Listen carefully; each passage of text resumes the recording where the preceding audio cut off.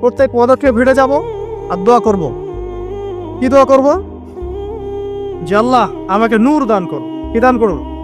আল্লাহুম্মা ইজআল ফি কলবি নূরা ওয়া ফি লিসানি নূরা ওয়া ফি সামঈ নূরা ওয়া ফি বাসরি নূরা ওয়া আন ইয়ামিনি নূরান ওয়া আন শিমালি নূরান ওয়া মিন ফাওকি নূরা ওয়া মিন তাহতি নূরা আল্লাহুম্মা ইজআল ফি নাফসি নূরা।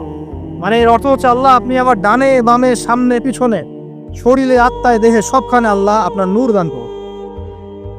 নূর কেন? কারণ দুনিয়ার মধ্যে অনেক অন্ধকার। অন্ধকার না? সব জাহিলিয়াতে অন্ধকার। এখানে পথ চলতে হলে নূর লাগবে, আলো লাগবে।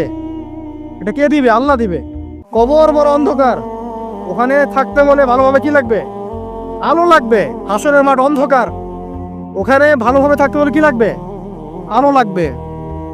এই জন্য নামাজে যাওয়ার সময় অন্ধকার সময় এই দোয়াগুলো করতে হয়। আর তার আগে একটা কথা বলতে ভুলে গেছি, বাসা থেকে যে বের হচ্ছেন তখন কি পড়বেন? কি পড়বেন? বিসমিল্লাহি তাওয়াক্কালতু আলাল্লাহ ওয়ালা হাওলা ওয়ালা কুওয়াতা ইল্লা বিল্লাহ। এটা পড়ে বের হলে শয়তান দূরে চলে যাবে, ফেরেশতা আপনার কাছে চলে আসবে।